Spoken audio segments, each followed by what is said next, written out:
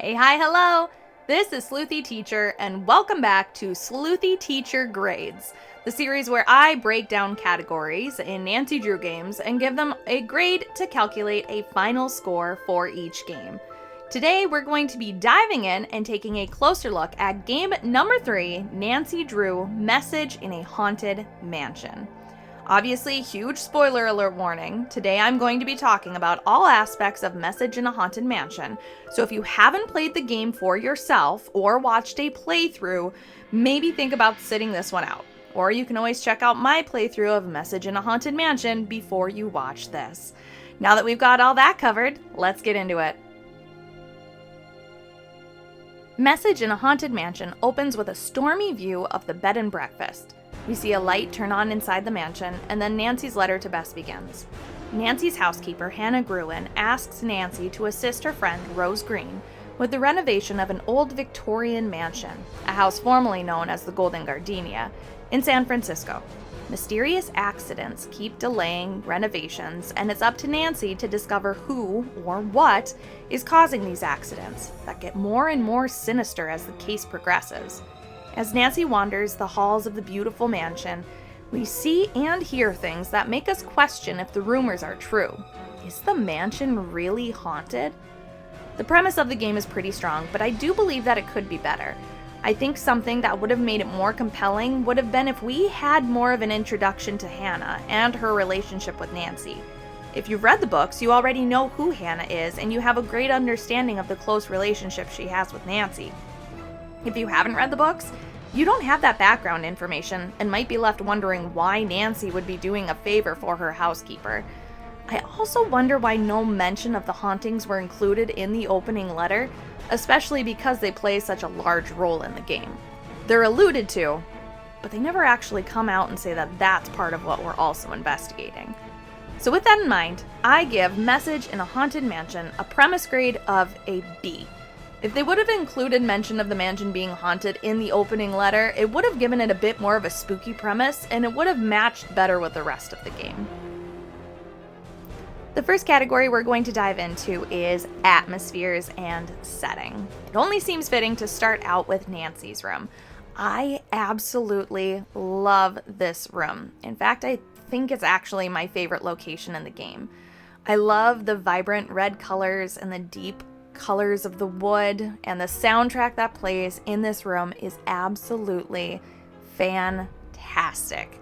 There are a few things worth noting in Nancy's room, starting with this poem, which you can actually get a copy of as, I believe, a poster, a blanket, or a tapestry at HerInteractive's Teespring store. And I love this poem. It's so wonderful and beautiful, and I wanted to make sure that I took a peek at it in the grading series.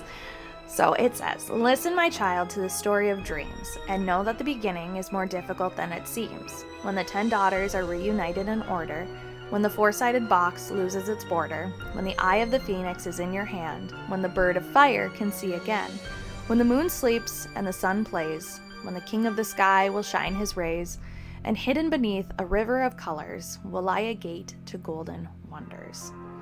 I love this tapestry, and I think it's really nice that it's placed in Nancy's room, especially because you need it in order to solve the final puzzle, which also takes place in this room. Right now you can't see it because it's covered by a tapestry, and I have the game booted up for the beginning. But once this tapestry is moved, you can see that there is an entire setup that you can access with really a Matryoshka doll of puzzles hidden behind there. Also worth pointing out, we have our first instance of Nancy's alarm clock in this game in this room. We see this interface quite a bit in later games. This is the first time that we are able to move ahead in time, which is really handy in this game to help us access different areas and talk to different characters that are only available during certain times within the game. Also in this room, we have the first instance of something resembling a task list or a checklist. It's pretty basic and updates throughout the game. It's not necessarily the notebook and task list that we are used to later on in the games, but I do think it is really commendable that already in Game 3 they were figuring out that a task list and a checklist and a notebook system would be very helpful in the games. And lastly, this location is where we experience a gut-wrenching, spooky letter that is slipped under the door telling us to leave the mansion now! It's fabulous.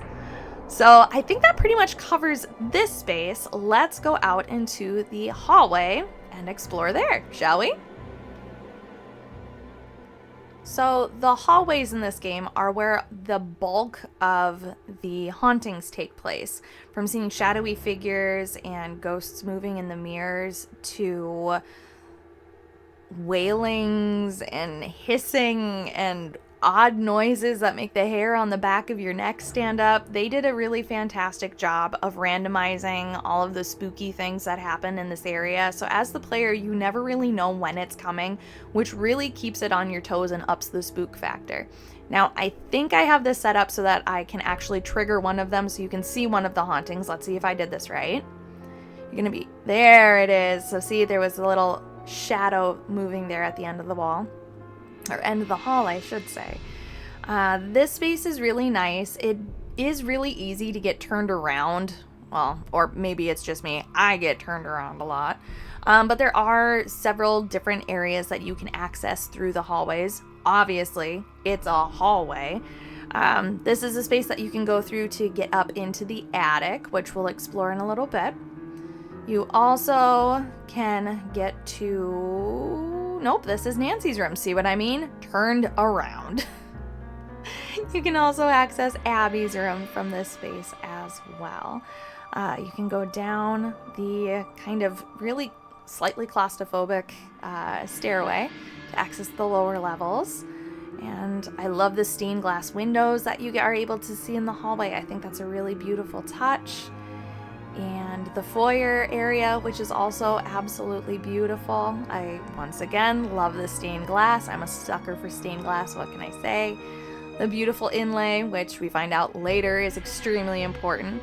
But I think the attention to detail in the hallway space is very, very nice. Oh, look, we're gonna look at another haunting. We have the blinking portrait. There we go. Which, like I said in my playthrough, I just recently discovered. I did not know that that was a thing, but it's pretty cool. And there's a ghost that appears in this mirror. There it is. So like I said, they did a really fantastic job of setting up different hauntings in this space, and it is really fun to explore, even though there's not necessarily a whole lot of things to do in this space. Now let's take a look at Abby's room. So here we are. This is another absolutely beautiful room in this game. This room is very fitting to Abby's aesthetic, and the same goes for the beautiful soundtrack that plays as we explore in here. When we are in here snooping and trying to find clues, we are able to uncover Abby's stereo system right here in this cabinet that we discover she has been using to create all of the ghostly sounds and moans that we've been hearing throughout the mansion. So everything we find in this cabinet right here really solidifies and confirms that all of the hauntings are completely fake and Abby is behind all of them, which is a fantastic little bit of storytelling that we get in this space. I absolutely love it. And there's a bunch of little details in here that really ties in to how much Abby enjoys all things mystic and her psychic abilities and all of that good stuff. So yeah, just a really, really pretty space. I greatly enjoy this one. All right, so that pretty much wraps up Abby's room. Let's move on to the kitchen. All right, here we are at our next setting. I called this the kitchen earlier. This is not the kitchen. This is the dining room. This is the space that we can normally find Rose in, unless it is later in the game when everyone is asleep, or towards the end of the game when everyone is at the winter festival and conveniently out of the house. We can do a little bit of snooping in this room, which makes it not entirely useless, but I do wish there were maybe a couple other things we could do in this location, just specifically because it is so pretty. I really, really like this location. I like the little green details that they added to the chandelier and how it really ties in with the wallpaper, and it's pretty. When we're in here and Rose is not, we are able to snoop around and explore all of the papers and files that Rose has on her little area at the table. We find out that after multiple accidents and having to file with insurance is actually not going to be sending out any more insurance payments because they think something kind of weird is going on too. So that's really interesting and a nice little piece of storytelling. This is also where we find out where everyone else is in the game if we need to access specifically Charlie or Lewis, and a couple of other things. You can trigger a ghost event in this room when it's late at night, I believe by looking at, there we go, this table. There we go. A fun little spooky moment. And in case you're ever wondering how to build a cat napping 4-poster bed for your cat, look no further than this game and the instructions that they included for whatever reason. So I think that pretty much wraps up this space. On to the next. Our second to last stop is the saloon/basement area that we can find downstairs. This is another absolutely beautiful themed room in the bed and breakfast. I absolutely love, look how gorgeous this bar area is. It is so pretty. All the wood details and wood paneling, it's absolutely stunning down here. I love it. They have some framed newspaper articles from back in the day and some other newspaper articles over on the table, an old player piano which comes in handy for a puzzle later in the game, and this is also where we can find Charlie during the time that he is at the mansion. After a little bit of exploring, you find a little secret passage here in the fireplace, but before we go there, it's also worth noting that this is the table that Nancy sits at for Abby's seance. Spooky. But if you go over to the fireplace and open up the grate, you'll discover a hidden passage. And once you follow it, you will find a little secret room behind the mirror and the bar area in the saloon. And with a little bit of snooping, you will discover that someone has been living back here, specifically Charlie.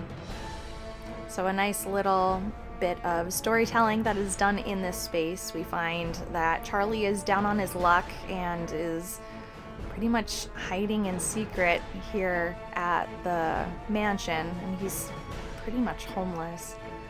So a little bit of storytelling there. We have some to-go containers, we have a sleeping bag, and Charlie's term paper, which apparently I did not pick up in my playthrough, as well as a book on El Diablo. So that pretty much wraps up the little secret area of the saloon and the saloon itself. We are going to move on to our last setting that we're going to talk about for this game, and that is the living room and library area. The last couple of settings that we're going to take a look at are the living room and library. So we're going to start with the living room. The living room has a couple of different places that are noteworthy. Over here at the table, we have the phone where you can call Bess, Hannah Gruen, and Emily Foxworthy. In order to finish the game, you have to call Emily Foxworthy because she is going to be the person that lets you know what gumbo foo means. So you cannot ignore the phone in this game. You have to use it or you will get stuck. Really, the only other thing that's noteworthy in this space is the box of documents over by the fireplace. Eventually in the game, you come in and discover that something is burning. You absolutely cannot look at this box first. You have to go over to the hutch in the corner over here and grab the fire extinguisher first and then take a look at the fire. If you look at the fire first and then try to get the fire extinguisher, you are not able to move and it is game over. All hope is lost. I wish there were a few more things to do in this area or something spooky happening, like maybe get a curtain fluttering or something like that every once in a while. Yep, the goose head will move, but really that's kind of about it for this space as far as hauntings. Maybe a ghostly wail, and then if you can trigger it, there's something that happens with the phone. But with a space this big, I wish they would have added a little something more for hauntings in here. There's another mirror. It would have been cool to see them add something there for a haunting as well. But now let's take a look at the library. So the library is right through these doors, and this is the first instance of a library that we have in the Nancy Drew games. It's not my favorite library in the series, but it's still really good. You can put the tiles that you find throughout the mansion in the space above the fireplace, and that unlocks a little secret passageway. So you pull on the handle and it opens up one of the bookshelves, and when we come through here, if you time it correctly, you can look back behind this brick through the eyeballs, and this is how we see that Louis is up to something. This is where we find out about Gumbo Foo once we have broken into Louis's briefcase. So that's super fun. This secret passage and the secret passage in the basement are the first instances of a secret passage that we have in the Nancy Drew games, which is really cool and super fun.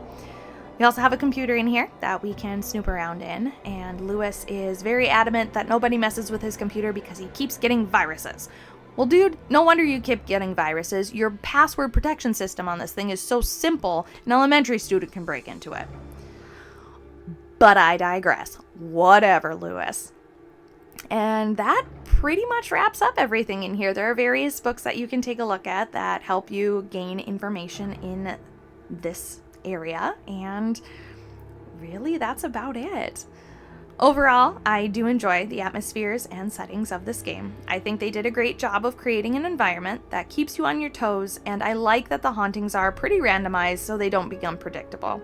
Each setting is unique and doesn't feel copy and pasted, aside from the hallways, which makes exploring fun and entertaining. So with all of that in mind, I am going to give Message in a Haunted Mansion's atmosphere the grade of an A.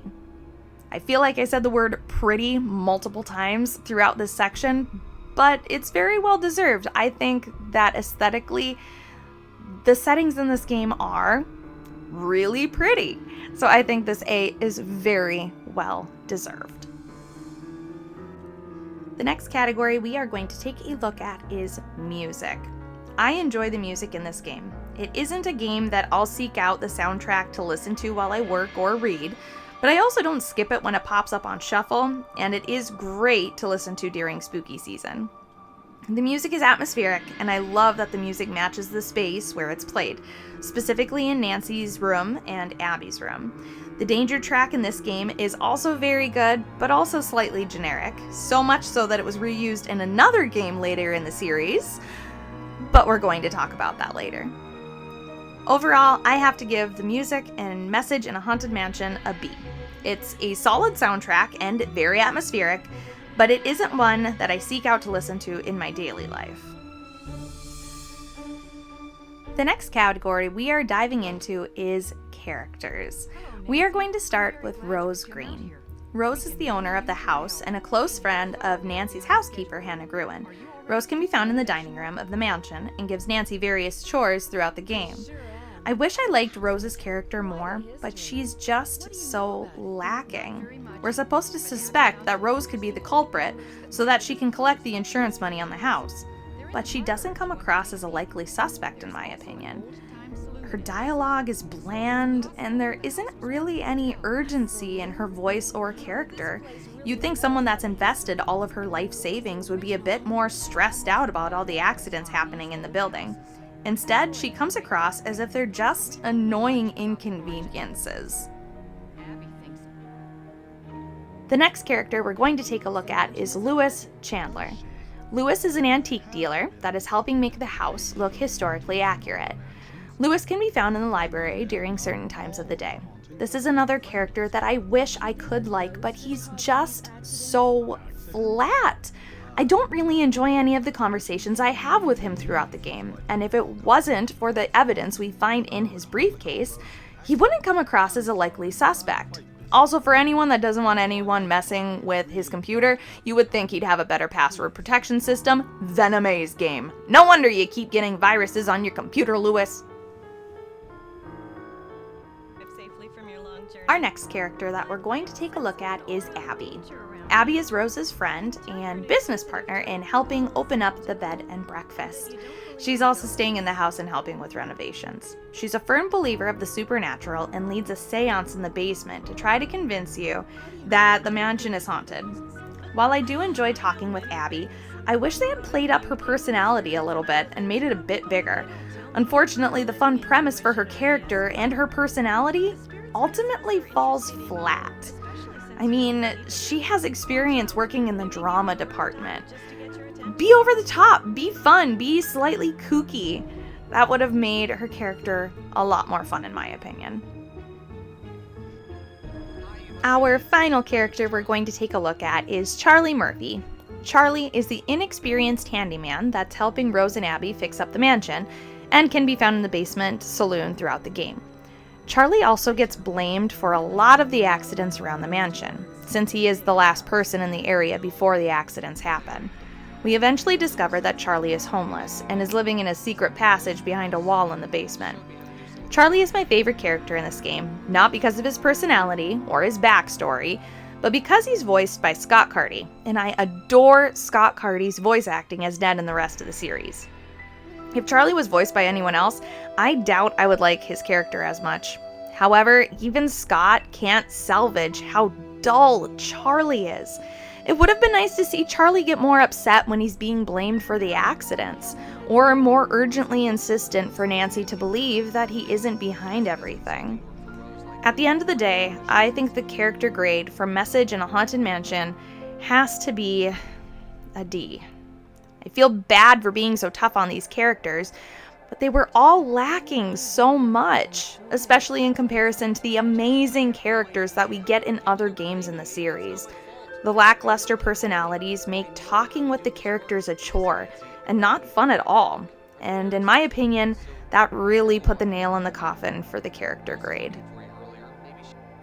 The next category we're going to take a look at is puzzles. HerInteractive really started figuring out their puzzles category in this game.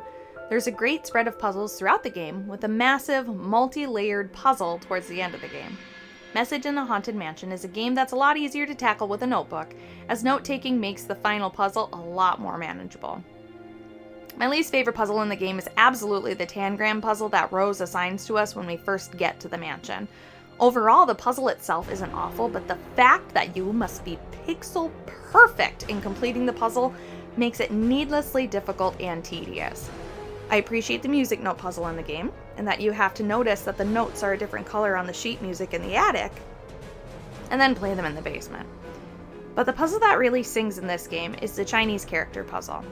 I like that you have to pay attention throughout the game by looking for various characters, and this game dynamic encourages the player to thoroughly explore the various environments in the game.